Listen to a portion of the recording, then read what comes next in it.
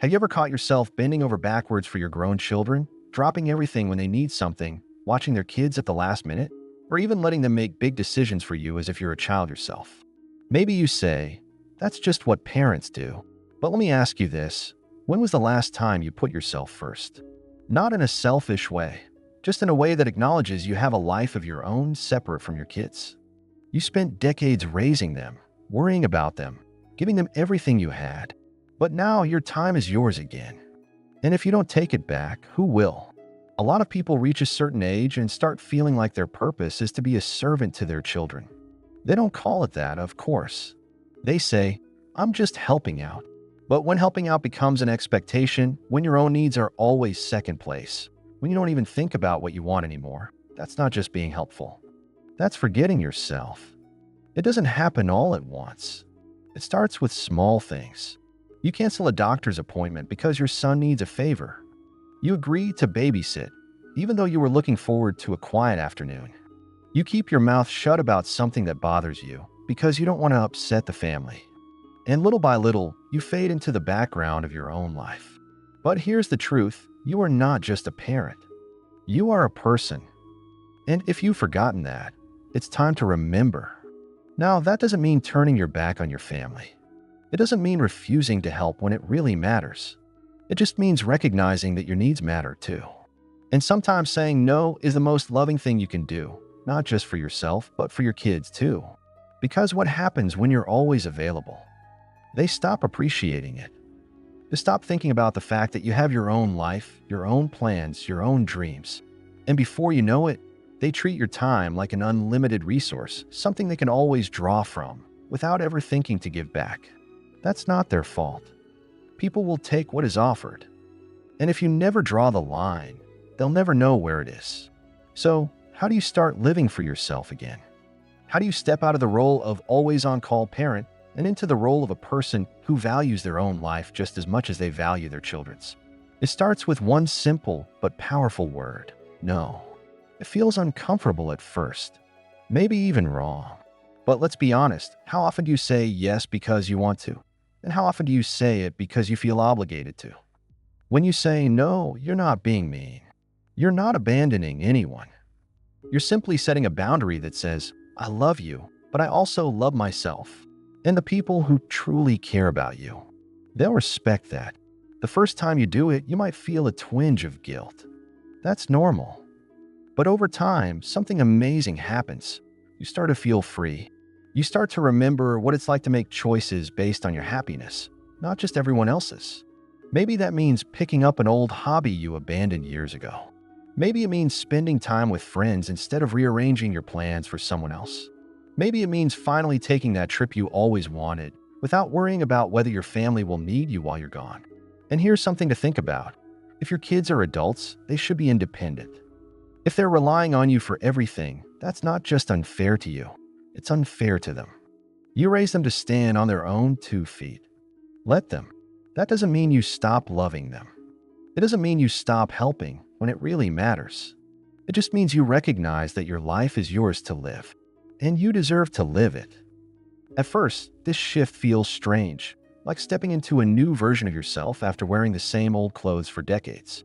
You might even hesitate, wondering if you're doing the right thing. Maybe your children will notice and say, what's gotten into you? Maybe they'll seem a little confused, even hurt. But that's not a reason to stop. It's proof that something needed to change. People don't like change, especially when they've grown used to things being a certain way. If you've always been the parent who says yes without hesitation, the one who puts everyone else's needs first, then it's only natural that they'll be surprised when you start setting limits.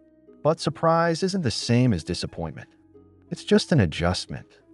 And believe it or not, that adjustment might be exactly what your family needs too. When you stop doing everything for them, they learn to do more for themselves. They figure things out. They grow in ways they wouldn't if you were always there to pick up the pieces. And in the long run, that makes them stronger. But more importantly, it makes you stronger. Because once you stop living on everyone else's schedule, you start to remember who you are. Think back before you had children, before the responsibilities piled up, before your time became wrapped around the lives of others. What did you love? What made you excited to get out of bed in the morning? Maybe it was painting, or playing music, or taking long walks with no particular destination.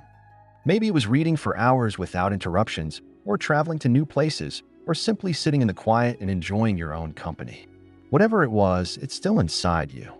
It's just been buried under years of, I don't have time, and maybe later, and my family needs me. But now you do have time. And if you don't take it, it'll slip through your fingers, just like it has for so many years. You don't have to make big changes overnight. Start small.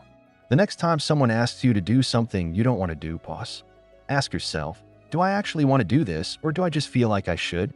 If the answer is should, then consider saying no. Not with an apology. Not with an excuse. Just a simple, confident, I can't today. And then, instead of using that time to do something for someone else, use it for you. Go to that cafe you always pass by, but never stop at. Sign up for that class you've been curious about. Spend the afternoon doing nothing at all if that's what makes you happy. It's not about rejecting your family. It's about reclaiming yourself. Because if you don't, who will? Something incredible happens when you start choosing yourself. At first, it feels unfamiliar, maybe even selfish, but then slowly, it starts to feel right. Like stretching muscles that have been stiff for years, you begin to move through life in a different way. You wake up one morning and realize you don't feel quite as drained, quite as overlooked. You're not just someone's parent, someone's grandparent, someone's reliable helper. You're you again.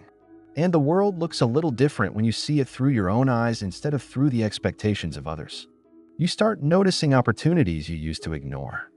That group at the community center you always meant to check out, now you actually go. That hobby you set aside decades ago, you dust it off and remember why you loved it in the first place. You meet people who see you, not just the role you've played for so long. And something else shifts, too, your relationships with your children. When you stop making yourself constantly available, when you step back from the automatic yes, your kids have to adjust. And that adjustment isn't always easy. At first, they might push back. Why can't you babysit? What else are you doing? Maybe they make little comments that tug at your guilt. You used to always be there when I needed you. But here's the thing, love isn't measured by how much of yourself you sacrifice. And if someone only values you when you're giving something up for them, that's not love, it's convenience. The truth is, your kids don't need you to be their servant. They need you to be an example. They need to see what it looks like to age with independence and confidence, to live a full life instead of a life that revolves around them. And when they see you doing that, when they see you happy, engaged, taking care of yourself, it does something important. It reminds them that they will get older one day, too. And don't you want them to live fully, to take care of themselves, to put their happiness first? Of course you do. So be the person you'd want them to be when they reach your age. And let them learn by watching you. Because the irony is, when you stop trying so hard to be needed, your relationships often get better. Conversations become more enjoyable because they're not just about what you can do for them. Your kids start appreciating you not for what you give, but simply for who you are. And sometimes something surprising happens. When you stop chasing after them, they come to you. Not because they need something. Not because they expect you to drop everything for them. But because they enjoy your company, because they see you as a whole person, not just as the person who raised them, but as someone with a life of your own. And isn't that what real connection is all about? As the dust settles, you begin to realize something you hadn't fully understood before. Your life belongs to you. Not in theory, not as a distant dream, but as a reality you can shape every single day. And when you start living that way, something remarkable happens. You stop waiting. Waiting for your children to call. Waiting for them to visit. Waiting for someone else to invite you somewhere, to fill your time, to make your life feel full. You stop measuring your happiness by how often your kids include you in their plans. Because you have your own. You wake up in the morning and think about what you want to do, not just what others expect from you. You rediscover old passions and maybe even find new ones. You surround yourself with people who energize you instead of drain you. You go places simply because you want to go, not because someone else is asking you to. And you realize something profound. Your best years aren't behind you. They're right now. Not because you're trying to chase youth, not because you're pretending to be someone you're not, but because you're finally living on your own terms. And the most beautiful part, The relationships that truly matter, the ones built on love, not obligation, don't disappear when you stop making yourself a servant. They grow stronger. Because when you respect your own time, when you value yourself, the people who truly care about you learn to do the same. And those who only valued you for what you could give, they may drift away. But that's okay. Because the people who are meant to be in your life will stay, not because they need you, but because they want you. So here's the truth. You don't have to wait for permission to live fully. You don't have to ask if it's okay to choose yourself. You just have to start. Start by saying no when you need to. Start by putting your happiness on your own to-do list. Start by remembering that you are more than a parent, more than a grandparent, more than a helper in someone else's life. You are you. And that is enough. Now go live like it.